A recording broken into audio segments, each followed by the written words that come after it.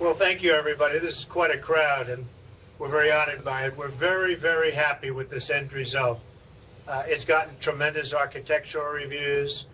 We're in love with the building. I get so many letters from people in Chicago thanking us for building it, and such lovely letters. They're so proud of the building, and I'm proud of the building. And I just want to congratulate Andy for having done an amazing job, and Eric and Ivanka and Don and the whole group. It's been really amazing. And Colin, our hotel manager, unbelievable job. He's made the restaurant 16 and Rebar the most successful restaurants and bars in the city. And, you know, it's a little bit interesting because they're up in the building. And yet, half of the reporters here today, they said, could you help me get a reservation? They're all trying to get in. And it's really it's been an amazing feat. And we're really, really happy. So Jim and Colin and all of the hotel folks, thank you very much. This building has been a labor of love, as everybody has sort of been writing recently. It is the tallest building in the United States since the Sears Tower. And as you know, we could have gone taller than the Sears Tower, but after the September 11th tragedy, we decided not to do that. And I think it was a wise decision. We're very, very happy with what's happened. We're very, very happy with what's happened with respect to this building and how fast we put it up. We were on time, we were on budget, and we're just very, very proud of the result. As you know, there's an economic disaster going on in the country. A lot of things that you think will get built in Chicago and elsewhere will never happen. It's virtually impossible. The banks are shut down. But we got this one built, and we're really very proud of it. So with that, I just want to thank you all for being here. If you have a couple of questions, the press, I'd love to take them. The take on the economy. Well, I think it's a very sad time for the United States that this is happening. It's a very, very sad time. It's a real black eye. But if you look all over the world, I sold a house to a person from Russia in Palm Beach for almost $100 million. I don't know that he'd be there today. I mean, this was a month ago, and now today is a whole different period of time. It's a very, very sad period of time. I think the bailout probably gets approved. It's probably necessary. But nobody has any idea what's going to happen once it's approved. Nobody. So it's going to be approved in a different form. I think it's probably necessary. Question? Anybody? Yes, sir. What would you do if you were Treasury Secretary? Rex Grossman, that's right. What would you do if you were Treasury Secretary? Oh, that's a tough question, isn't it, huh? Rex Grossman and his wife was beautiful and charming, and my people really love them both.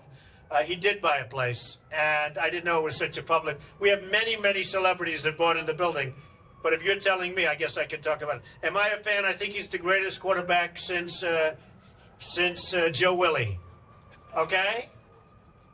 Because Joe Willie never bought an apartment in one of my places. All right?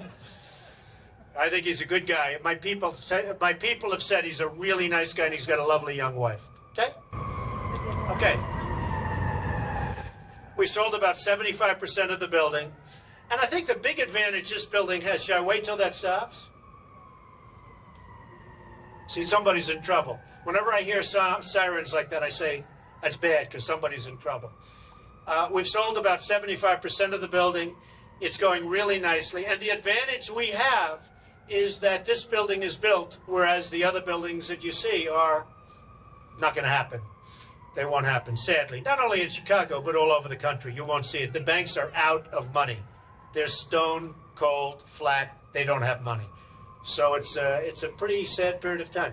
Okay, question? Anybody have any questions? Over here, sir. Question? Yes, ma'am. Yes. Chicago, of course, has a very storied history of architecture. What do you think this means for the city in I can't hear you. What do you think this means?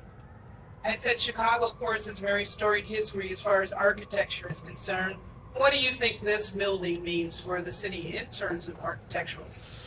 Well, I think not only will this go down as the tallest building since the Sears Tower, I think it will go down architecturally as the best building even long before the Sears Tower.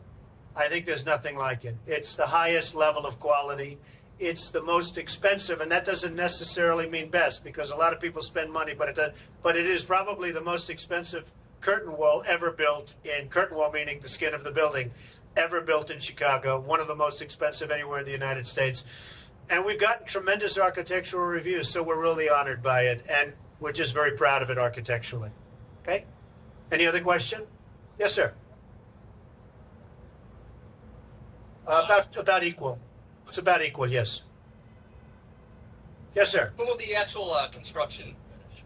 We'll be finished in about, totally finished in about 6 months. Okay?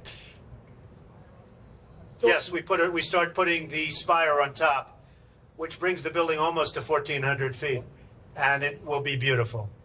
It's very, very special design. It's going to really be something beautiful. Highlight the building. Yes, sir.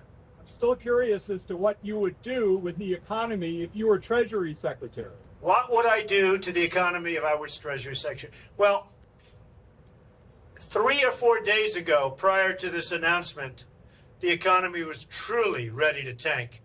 Now, by tank, it sounds like the word depression could be used. And I get a kick out of these economists that say, no, we're really not in a recession yet. And I say, where do these people live? Where do they come from?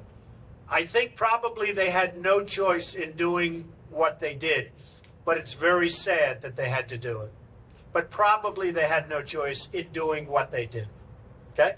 Do you think we're headed for a depression? Well, I said 2 years ago we were headed for a depression, and they actually gave me great credit on CNBC the other day, Erin Burnett. She said the only one that said we were going into a depression was Donald Trump 2 years ago. I'm not proud of that, but I did make that prediction on CNBC 2 years ago. I think the bailout will stave off the word depression. I really do.